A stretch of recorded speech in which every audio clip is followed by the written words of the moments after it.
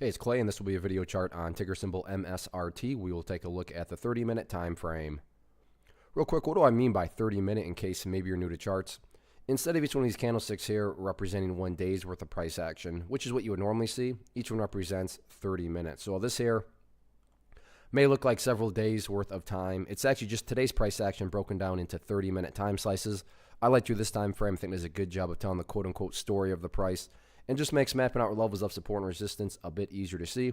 I've done this analysis quite a few times in the past, including yesterday, so that's where these green line annotations are coming from.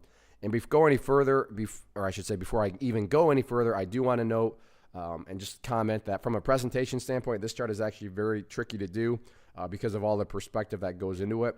What do I mean by that? Well, if you're a day trader and you bought somewhere up around here, then yeah, for you, the chart looks pretty terrible right now. Now, if you care about the big picture of things, I get it. There was a deep pullback today. But from the big picture, the bulls do still have an opportunity to build a higher base.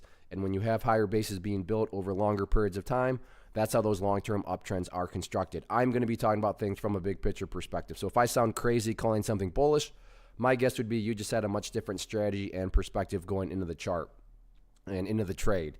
So let's just first do our update that needs to be done. And this update is based on a foundational rule in charting, which states when levels of support are broken and closed below, you want to see them they tend to act as resistance. I guess in this case, you don't want to see it act as resistance, but it tends to. So in any sort of bounce to the upside, 90 cents now becomes that initial area of resistance with any sort of upwards move. After that, then yeah, you can start to focus on, those levels up above $1. But one step at a time, and that first quote-unquote step is definitely going to be needing to break up above that 90-cent mark. Now, circling back to the whole point about maybe you're thinking, Clay, how can you still call this? Today's pullback was huge. How can you still say that the chart is bullish? Well, let's just think about it. Let's say that the price actually pulls back some more. I'm not saying it will, but just for example's sake, let's say that the price actually pulls back to this green line that I talked about in yesterday's video, right here around 65 cents, and then, behaves like that before it's starting to work its way back upwards. Even if that were to happen, what would you still have from the big picture? Well, you'd have a set of lows right there. You'd have that consolidation area right there. You'd have this base down there. If you picture each of these as stair steps, you would still have very evident stair steps heading in the upwards direction, even if the price pulled back that much more. So that's why I say, assuming you care about the big picture of things, yeah, today was a pretty massive pullback, but the bulls still have an opportunity to build that higher base.